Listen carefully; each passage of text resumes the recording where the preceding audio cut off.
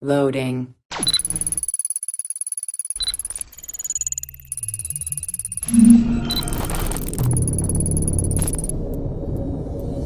Welcome to access the Animus.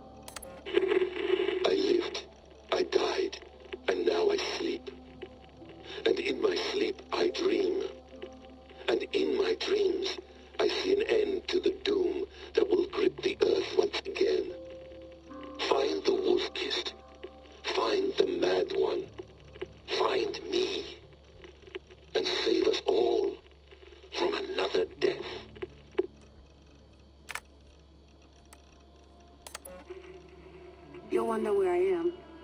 You might wonder if I am. I don't know how to answer that. But I'm not afraid. And I'm not alone. We have work to do. Work that may take us days or years. It's impossible to say. But we'll finish it. What I mean is, don't come looking for me. It's too dangerous and too late. Take care of yourselves. Take care of the world we still have. And take care of...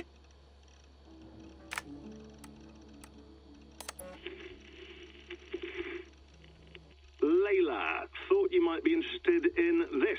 Conversations that Bex and I had with Desmond back in 2012. December, I think. Just candid talks, that's all. We didn't square any circles or write any beat poetry. But he did have some interesting insights into his time in the Animus and what it means to be an assassin. Anyway, have a listen. You might find you and he had similar experiences. So, well, let me know what you think. Unless it's to tell me I sound like a total prat in these recordings. If that's the case, just say nothing. I mean, I did have a slight cold at the time I recorded these. That's probably why I sound odd. Anyway, okay, I'm done anyway. So, turn off. Turn off. Oh, it's actually just a button. Sorry, here we go.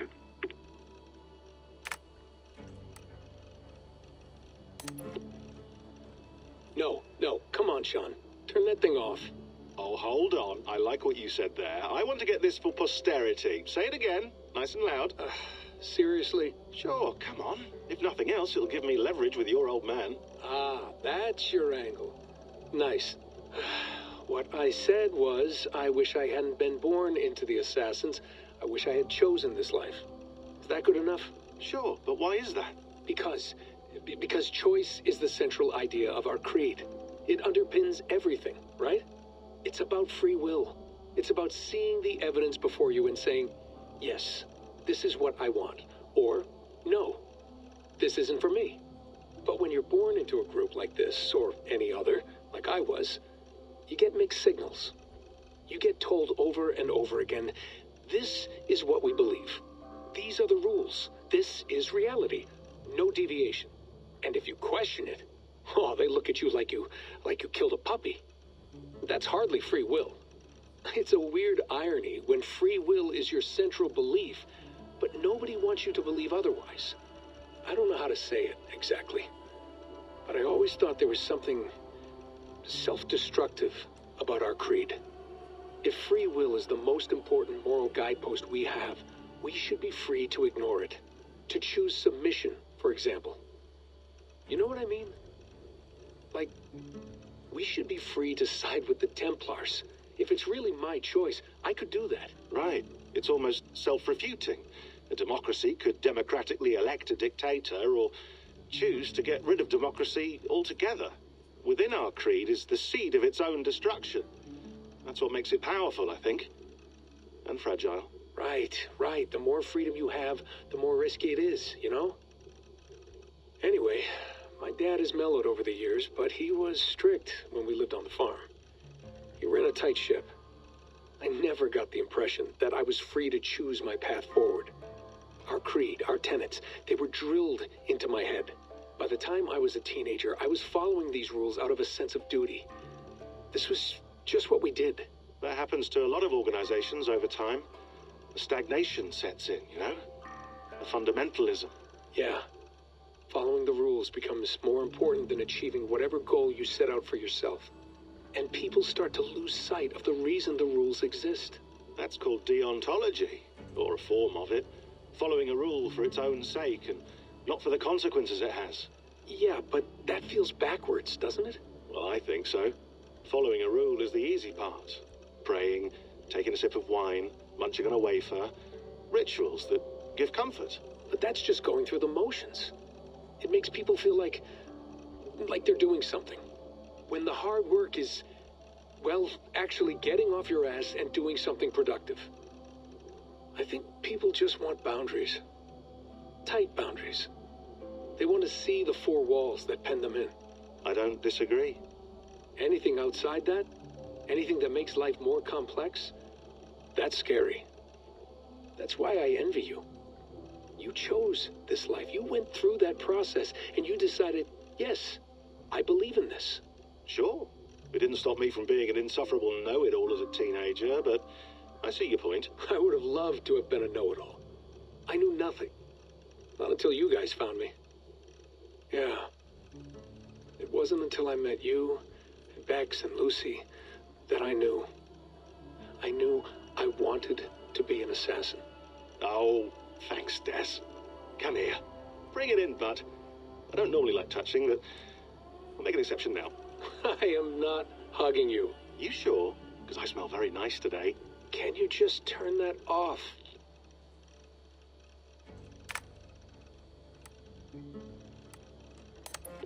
Hold on, I'll just set this here. Do you guys record everything we talk about? Not everything, but you've been using the Animus so much, I thought this was a good chance to learn some things about prolonged exposure. So I'm your guinea pig. No, my guinea pigs are all dead. The Animus was too much for them to handle. Cute. Can I ask you about the bleeding effect? Any recent flashes? Any memories resurfacing? Yeah, the usual things. Ghost images of Altair and Ezio a few times a day. Nothing intrusive, just brief moments. They pass quickly, almost without me noticing. Like a figure in the corner of my eye. Or remembering a dream from the night before. I did have one extended hallucination a few days ago. It was Ezio. He was older, around the time he left Cappadocia. He was standing on the deck of a ship, alone. And through him, I could feel an intense regret or guilt. And it felt to me like he'd had a loss of faith in himself, in the creed, like he couldn't keep it up, couldn't stay true to his ideals. And as I watched him, I thought, is this the moment he decided he was done being an assassin? It felt like it. Anyway, most of my visions have been brief, lasting just a few seconds. They're like complete memories of small moments that appear suddenly out of nowhere, fully formed. It's a strange feeling. Okay, anything else? I'm starting to see Connor now, too. Though I hear his voice more often than I see him, I'm sure that will change. Oh, yeah, and yesterday, just before bed, I had a memory of being on a beach in the Caribbean with a bunch of sailors. Or maybe they were pirates. I don't know. No idea. Huh, we'll look into that. And how do you feel in general? In general? Well, I feel older, for one. Much older. And it's strangely comforting. I'm collecting the memories and skills and thoughts of so many people. I feel like I've lived a few hundred years or more. Is it possible that if I do this for too long, it'll push my own memories aside? That I'll be everyone but myself after a while? It's possible. That's called identity substitution. It's happened before, but it's rare. And someone with your background shouldn't need to worry. My background? You mean someone with my genes? My abilities? You have Isu DNA, and that lets you see things and do things and withstand traumas that other people can't. And I can suffer in ways that others can't. That's not something to be proud of. You mean the apple? Yeah. It has a pull, Bex. It tugs at my brain. It talks to me. Teases me. Drives me mad. And what I did to Lucy. God damn it. Nothing is worth the damage I did. The pain I caused. I know. But you're special. That's the point. I'm not special, Bex. I'm lucky. That's all. I understand. We're assassins. It's our creed that makes us different, not our genes, not our blood. Anyone can join us. That's true. But let's leave that aside for a second. What I want to know is, have you ever had any Isu memories resurface? Isu memories? I don't think so. I can't even begin to imagine what that would feel like. I think you'd know if you did. Maybe one day, we might be able to induce something. Jesus, let's fix the world first, okay? Before we start digging up my ancient ancestors. Deal. With my luck, I'll be related to some third-rate Isu like Sisyphus or something. Way to aim high, buddy.